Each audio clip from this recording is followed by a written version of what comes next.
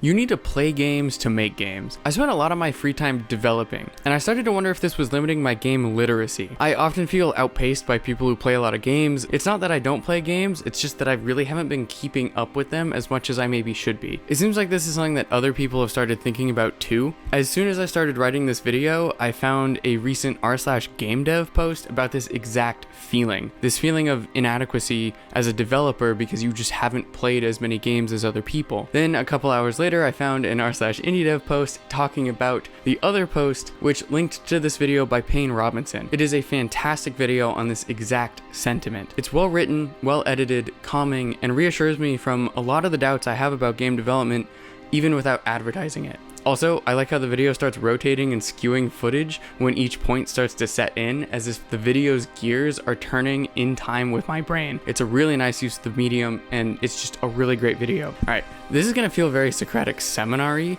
but with every point made in that video, I agree. It is a requirement to get literate in the medium at which you want to make. Games are built on the backs of other games, and playing more games can obviously help you find a bunch of things. Solutions to problems like how to make your menus look interesting, how to make interactive elements satisfying to use, and you owe it to yourself to be inspired by other games. I agree with everything in this video, and you absolutely need to watch it. But I have some thoughts on just how we can expand the video's thesis. First, games aren't just games, they're art. Games are a cumulative medium. They're a product of video, audio, and interactive media, which means that you can get inspired by other games. Specifically, when it comes to the interactive part, you need to play other games to get that. But for the video and audio components of games, you can absolutely learn those from other mediums. You can watch movies to learn cinematography, listen to music and learn how to use it to convey emotion through sound. You can read books to learn storytelling. Hell, just use Instagram to learn UI.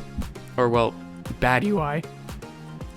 What makes art good is subjective, so you only need to learn what you like, and you don't need to do all of that with just video games. You can learn art by just living life. Going out with friends, having relationships, or just walking in a park. I was watching Liam Triforce's Star Fox retrospective, and apparently Shigeru Miyamoto was inspired by his childhood adventures in caves, and that caused him to create Zelda. And later he was inspired by a place he'd walk to on his breaks at Nintendo, this pathway guided by hundreds of gates, and that influences the gates that you fly through in Star Fox. You know, art imitates life. Go get inspired by games, movies, music, comedy, theater, sculptures, poetry, books, walking around town, paintings, sports, conversations, playing with your pets. The list goes on and on and on. Art is not and cannot be created in a vacuum. It has to be influenced and inspired by other things. I'm just arguing that inspiration doesn't have to be something that you get from other games. Consumption of other people's art will obviously help you learn how to make it, but it is living your life and figuring out what makes your life yours that helps you figure out what makes your art your own. My second point, don't focus on what's fun. And this is going to sound really stupid at first, but let me explain. Fun is subjective. It's extremely subjective. Fun is impacted by you, your personality, your experiences, hell, even just how tired you are at a given time. If you're too tired to play something, it's not going to be fun, no matter how hard you try. I've been reading Scott Rogers' book, Level Up, in which he describes his theory of unfun. Start with a fun idea,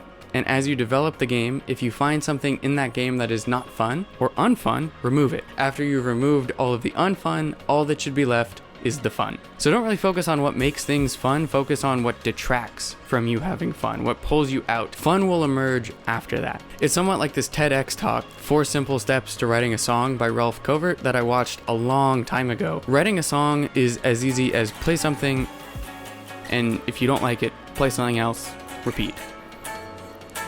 Or for game development, make something, play it. If you don't like it, make it into something else and repeat.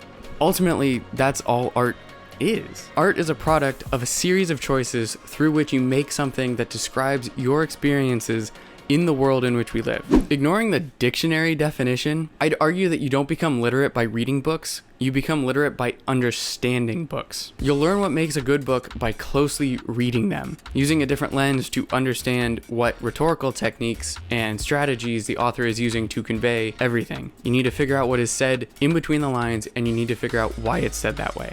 Similar to close reading, there's close playing. You have to play games through that critical lens. You need to ask questions like, what do the developers want to convey? How do they convey it? Does it work? Why? What rules does the game have? What makes a sword feel heavy or light? What makes a gun feel meaty? How does the game feel to play, and why did the developer want it to feel that way? You also have to observe a game's packaging, its interfaces and menus, what platform it's on, its loading times and file sizes, things that can take you out of the experience, things that pull you into it, and things that prevent someone from playing the game in its entirety. You can use all of that to understand what makes a game effective. So Robinson's video mentions genre mashups and how you have to play a bunch of games in a bunch of different genres to even conceive of a genre mashup. Obviously, if you want to put two things together, you can't do that without first trying the two different things. I think there's a lot more to that. You can get inspired by every single aspect of the medium, and I kind of mentioned this in close reading.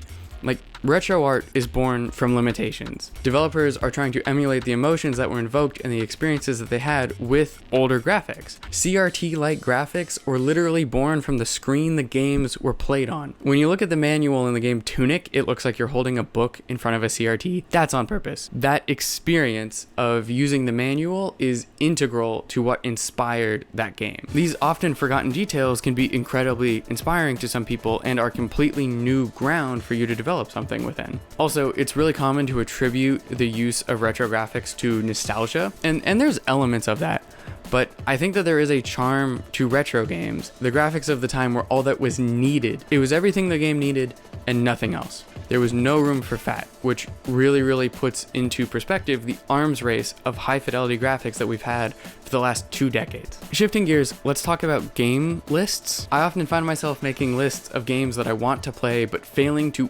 ever play them. And that's because it feels like a chore. What really helped me is realizing that you do not have to beat every game you play. You don't need to beat a game to understand it. You just need to be inspired by it or figure out what makes it work or what makes it not work and maybe why. Plus, if you don't need to beat everything you play, you can play more games. You got infinite games, but no games. So what games do you play? I'd like to start by saying that IGN top games lists are not a bad thing. You should play games on those lists. Your top 5 games or whatever does not have to be super niche.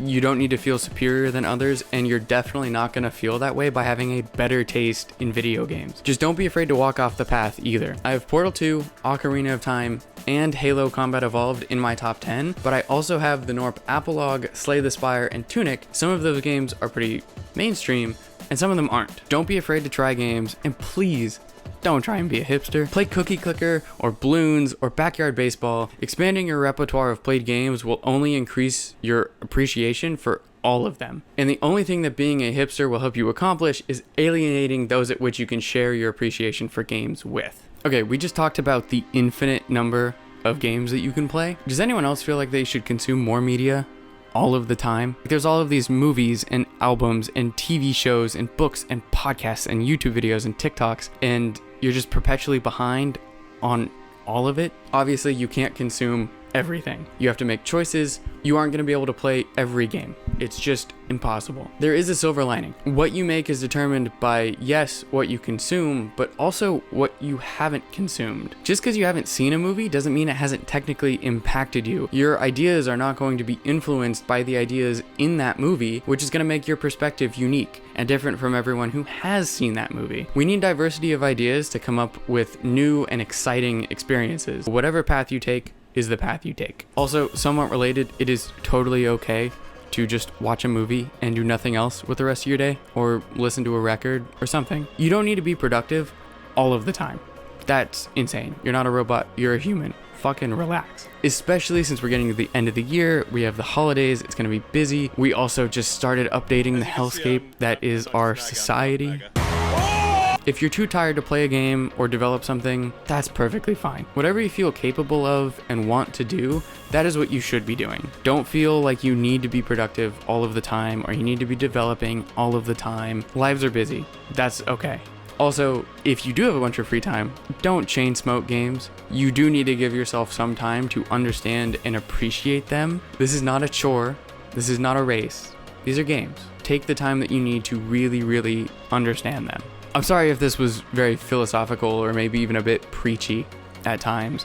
I have a tendency to think a lot on things, and therefore I like to rant a lot on things. If you're gonna take one thing from this video, just live. Let life influence you. Your journey is your own. Use that to your advantage. If you want to make things, but above all, go play games and have fun playing them. I will see you soon. Peace.